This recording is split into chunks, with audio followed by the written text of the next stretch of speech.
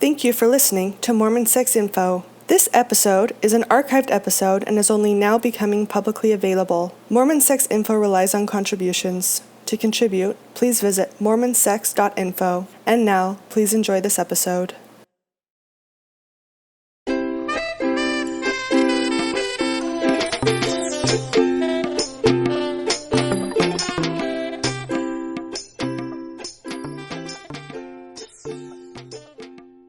Hello and welcome to Mormon Mental Health. This is Natasha, Helfer Parker.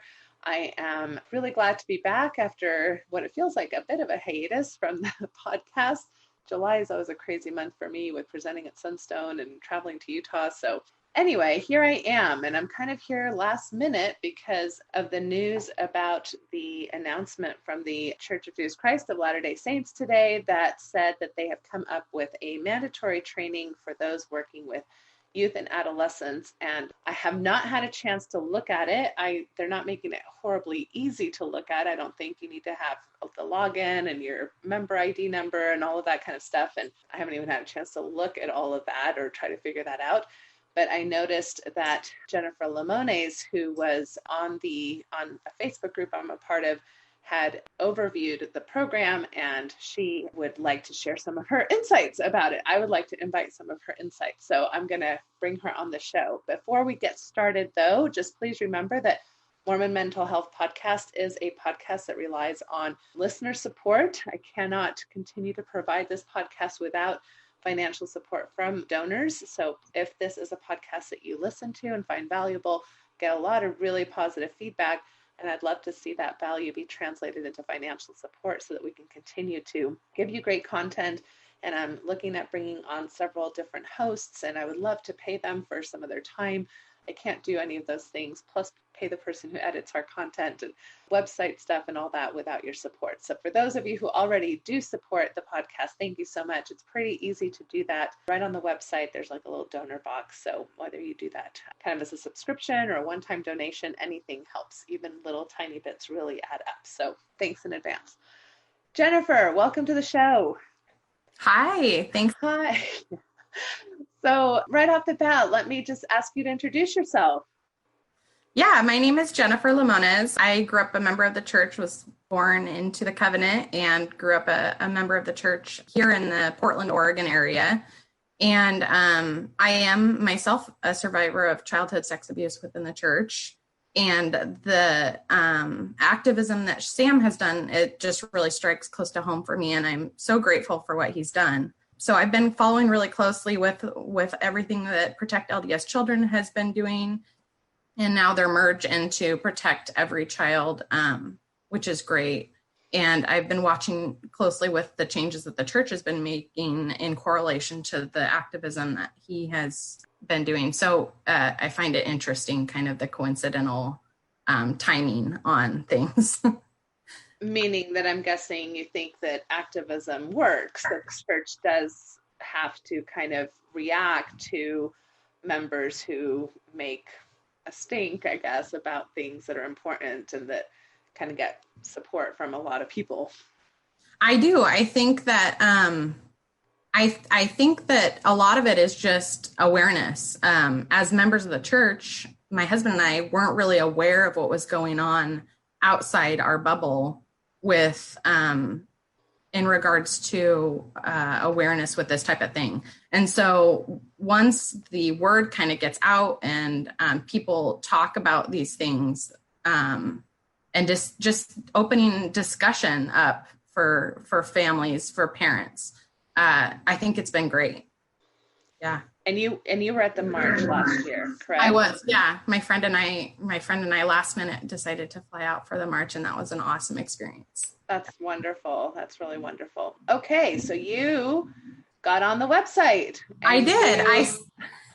Okay, so you have already gone through the training that the church has prepared for its people who are working with youth and children, like minors in the church. Is that correct? Yeah. I saw that they had put into effect training this morning when I got up, and I was like, oh my gosh, I can't believe this, because it's something that I've been talking with my parents about quite a bit. My dad is currently serving as a bishop of a young single adults ward, so it's not like he's working with children, but nonetheless, we've had this discussion about ways that things could be safer within the church. And my mom and I have been talking a lot about Stewards of Children. They offer a program. It's like a third party professionals that offer programs to churches within. I mean, it's great for anybody, because even within my career in the healthcare field, it's great to have that training for anybody that's around children. What is your career in the health field? What do you I do? work as a surgical tech in interventional radiology. Okay. Oh, okay.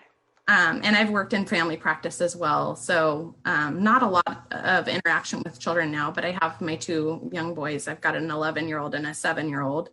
And so I just think it's great for parents to have that information no matter what. Yeah. Okay. So this is the training that you're referring to now is a separate training that the state of Utah has incorporated for what? Explain. I'm not from Utah myself, so how is it being incorporated? Yeah, no, it's actually, I don't think it's based out of Utah. I think I can't remember what state, I think like North Carolina, but it's, US wide. There's trainings in each state. So like I looked up on their website and found it's called Darkness to Light training. I was able to find opportunities for local training where you can do in person here in Portland. And I'm sure they have that in every state. And then you can also do the training online. Okay. So I was, we had the conversation, my mom and I, about how awesome it would be if the church could get on board with doing that online training. And even right now, there's like a free code. So it would be free for the members of the church and the leadership to do this training. And it's, they include a lot of facts and statistics. So it's not emotionally charged training, or you've been through that training. You've actually done it yourself. Yeah. So I did the 2-hour training, and it was awesome. It was 2 hours. The church's training is half an hour. Yeah. Yep. Okay. It offers a lot of facts and statistics about, the percentage of likelihood that your child could be sexually abused within an organization. And a lot of them, unfortunately, are churches. So talks heavily about that. The difference I noticed between that and when I did the church's training this morning was that the church's training seemed to be, it was very emotionally charged. So it was a lot of like scriptural. They did include the Matthew scripture about the millstone around the neck. And of course, that hits home for me, and I think that's great. But they didn't include any sort of statistics or even discuss that there is a problem. So there was no admission that there's even an issue. And I think just that would be amazing if they could at least just, admit that there is a problem. That's why they're implementing the training, and talk about what the problem has been, so that people can become better informed and more aware of what's going on. That's really interesting. And just to bear with me on a tangent here, just from a professional health kind of standpoint, I'm not a big fan of the millstone around the neck type of scripture anyway, because although we do want to hold perpetrators accountable, and we want to make sure that we, create systems where abuse is much lowered, I don't know that we necessarily want to promote suicide or violence towards perpetrators. We want to hold them legally and criminally accountable. Oftentimes, what we also don't realize is that people who take these trainings are perpetrators themselves, because they are currently serving with our youth and children. Yeah. So it's just a very complex matter, right? Where you're trying to primarily take care of victims, but secondarily also understand that perpetrators are needing, services, accountability, legal types of actions, and, millstones around the neck, I'm not sure are really helpful for anybody involved in the whole system. Yeah, that goes back to treating it as a sin versus as a crime. And correct. Where we've gotten ourselves into a lot of trouble in the church. Right. Okay. When I read the news release, they had a lot of information packed in there, like they were going to cover this and that. And I don't have it in front of me, so I can't read it, but it just seemed like they were having a very aggressive agenda for what I thought would be able to fit into half an hour. So how comprehensive of a training do you think you really received this morning? It wasn't good. It was like 25 minutes. It has you click once you're done with each segment. So the segment could be like a minute or even a minute and a half. And then you click the next page. So I got through it in like 25 minutes, I think it was. A couple minutes of that had nothing to do with helping protect children. It was a story shared about animals, predatory animals, narrated by Elder Packer, which I thought was not helpful at all. What did that have to do with the context? I'm assuming just because it's linking into predators within the church, but it didn't really correspond with anything that was within the material. Okay. Was there anything that you felt was useful, or any kind of direction or guidelines that, I mean, I'm guessing tons of people are going to be needing to take this course. Yeah, I actually did. I liked the fact that they reinforced the two deep rule. They talked about what to do if you have one child in your class, and the fact that you need to merge your class with another classroom, with another adult and other children, so that there's never a one-on-one situation. But they weren't referring to bishops and children. They were referring to teachers. Yeah. So they did reinforce that. And, you know, when my husband and I were teaching the youth just 2 years ago, I can't tell you how many instances there were of classrooms where the second teacher wasn't available and we were alone teaching a class. There wasn't a second teacher. And so I think them reinforcing the need for that was a positive.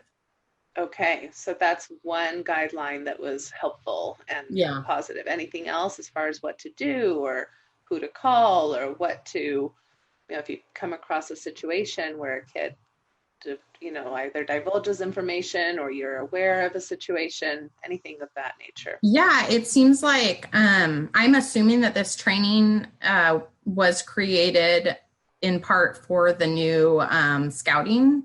I guess whatever's replacing Boy Scouts of America. The church is coming up with their own scouting program. And so I think because of the segment, it's all like cartoon animated, this training is. And they had a couple segments on camping with leaders and making sure that there is never one leader in a tent with multiple children. So I'm assuming that that's going to be something that they discuss with this new scouting program. Okay. So again, the not having one adult with either multiple children or one child, of course, in particular. Yeah, it looked like they're going, from what I can tell, it was a parent, and it's animated, so it's kind of leaves you to, it's not very straightforward. So it leaves you to assume that they're going to have one parent with their own child on campouts now, is kind of what I gathered from the training.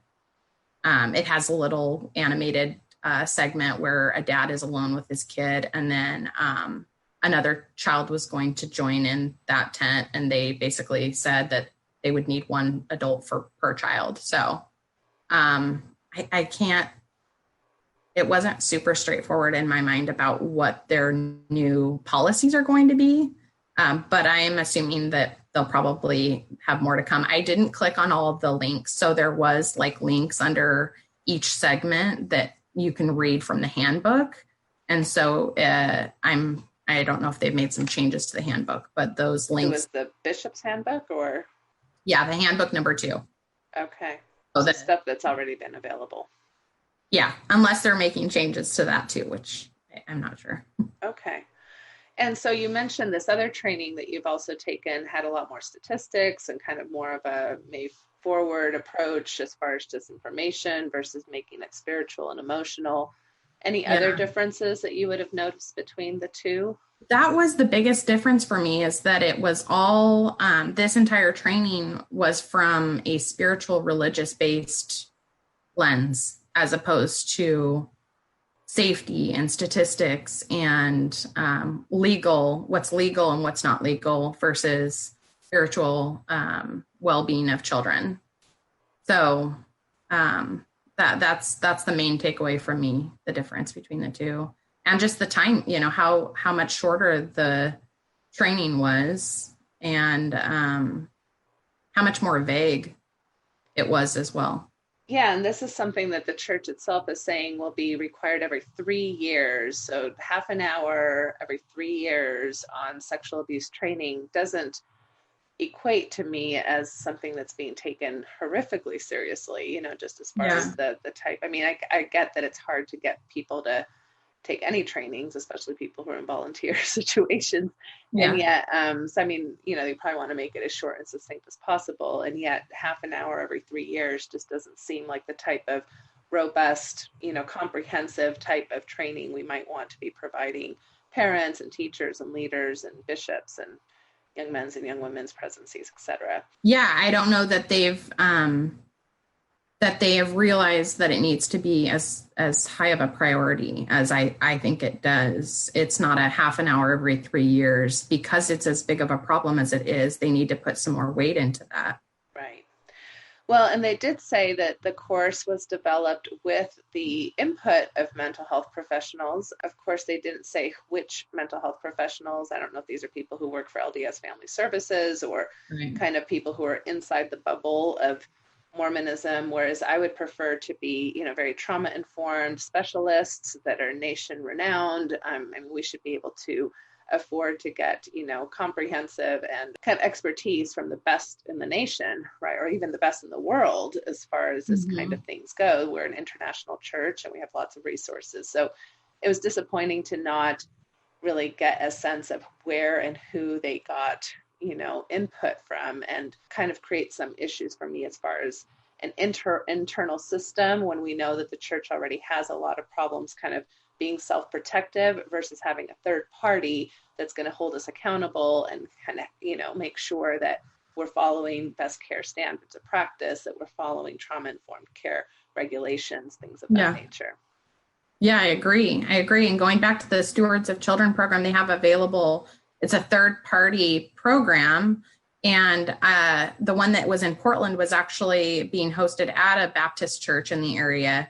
And I know that a lot of churches have used that program, which I appreciate them using a third party, because then it takes away that unethical possibility of it being unethical run internally, which that's part of what we've seen. That's, like you said, it's what's gotten us into this problem in the first place, is having these internal processes that don't allow in the law enforcement, and basically, even maybe with good intentions, it's covered things up.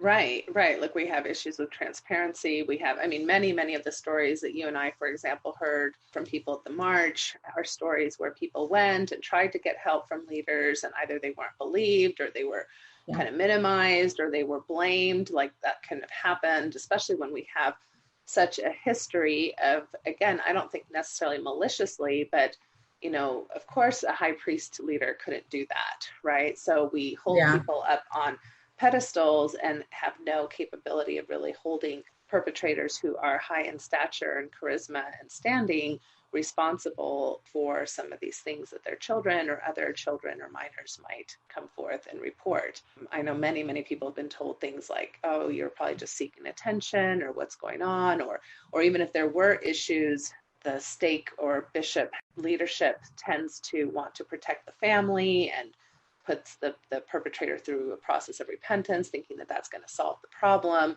when that's not the clinical treatment and the accountability that perpetrators need or benefit from. And then they're, putting more people at risk.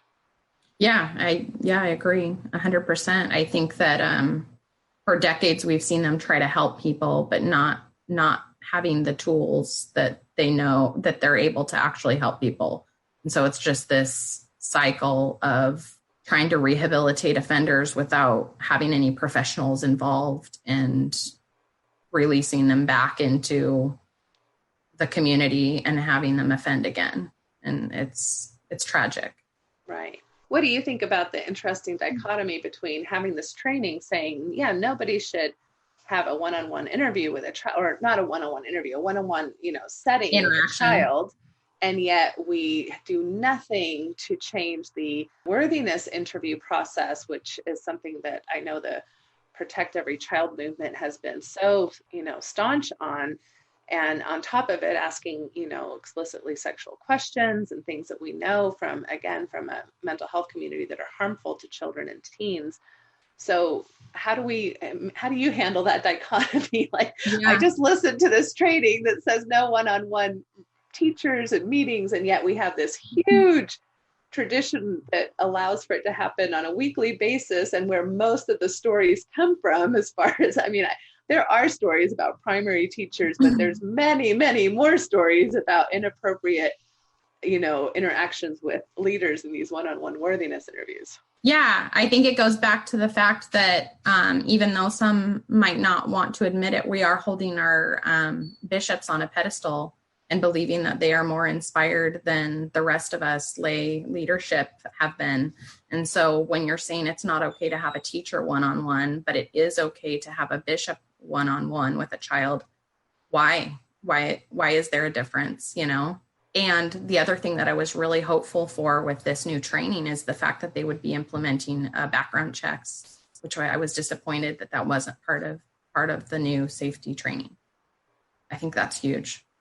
Yeah, I would agree. Okay, so anything else that you would give feedback about it? I know I caught you like super quick. I wanted like a super quick review from somebody who had delved into it today. No, nothing is coming to mind. I wish that they would have had it, I don't know, just a more real approach on things. Like I said, instead of using it emotionally charged and spiritually charged language and even animated clips, I wish it could have been, I don't know, just presented in a way that was more facts, more statistics. Like an actual training, like an professional training. Exactly. Where children are most likely to be abused. We know that from, our past history with it. And why aren't we talking about that? I don't understand why we're just skimming over all of the facts and statistics on it. Yeah. So again, with many of these things, those of us who are clamoring for change, we are grateful and, want to support positive change. This is obviously a step in the positive direction that a training would exist at all. At the same time, it's difficult to celebrate change when, first of all, it's been so late a coming, right? So, These are things that really our nation and many other churches have been offering and doing and taking much more seriously for decades ahead of us. So that's frustrating to then celebrate something. And then when we have to celebrate something that's subpar compared to what other organizations and churches are making available to their people. So it's definitely a double-edged sword. We want to support positive change, and especially I know those within the church that are probably really trying very hard to make these kinds of changes happen. In the bureaucracy, we know that sometimes that can be slow going, and yet it's kind of left with a bit of a sad cloud overhead. It is. Yeah, it was disappointing overall, but like you said, I'm glad that you can see the correlation between what Sam's doing and something happening. There's something going on that's triggering them to implement this. And so I think we'll just keep pushing for more and better systems of training for people. So yes, more accountable trainings. More third-party trainings. Yeah, and I do have the link to a free code for doing the Stewards of Children training online, the 2-hour training program. So I'll put that in the link. I'll put that in the links of this video for you, for anybody that wants to look into that training. Yeah, that would be great. If you could just share it right there on the Facebook thread, that would be And perfect. The other thing I wanted to mention is that you can log on and watch this training without having a member number. I don't have my member number any longer. I did resign my membership back in September. But you can log on with your old LDS.org account. You just need an account. You don't need a member number. Okay. So it will pop up this that says enter your member number. But if you scroll down, you can click on a link that says watch the training without it being recorded. So they're tracking who's doing the training based on member number, but you can watch the training without being a member. Okay, that's good to know. And hopefully they'll just put a link to it, and on their general page as well. But I understand needing the member number if they're going to track who's watching it and who's in a calling and things of that nature, for sure. Yeah. Okay, wonderful. Well, I can't thank you enough for taking me up on a last minute podcast here. Jennifer, where are you again? In Portland, Oregon? Portland, Oregon, yeah. All right. Well, good luck to you. Thank you so much for sharing your insights. I'll definitely be interested in hearing other people's perspectives. Again, if you're a fan and supporter of Mormon Mental Health, please send us a few bucks our way to help support the financial stability of the podcast. And I hope everybody has a great weekend. Thanks, Jennifer. Thank you. All right. Goodbye. Bye-bye.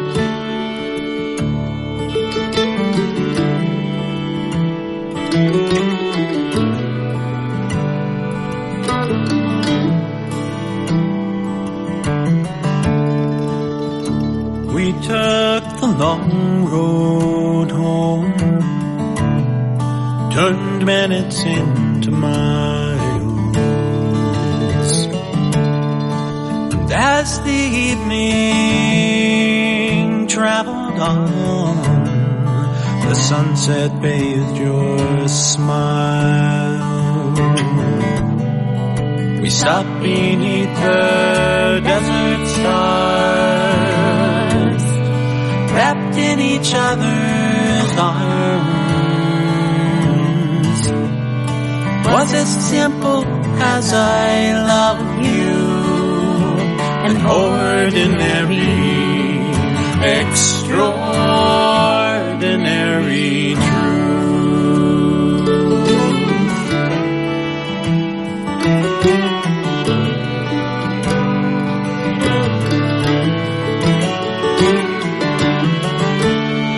It's been a long road here, a trail with tears, pain and sorrow too. But through every storm we traveled on, like lovers do. And if sometimes we fell apart, we always came back home. Was as simple as I love you, an ordinary, extraordinary truth.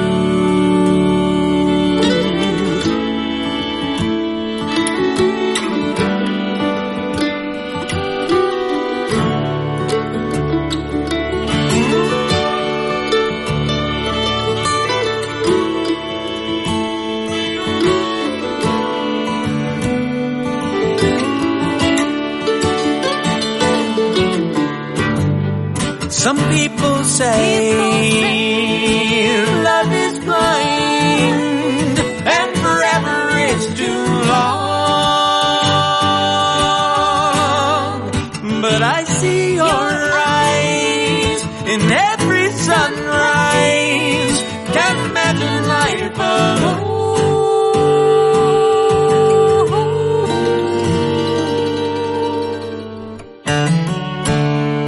Let's take the long road on together until we're gone. Want you by my side till the day I die and into the beyond. It's as simple as our love is. That's how I wanna go, all wrapped up in the arms of our extraordinary, it's nothing ordinary love.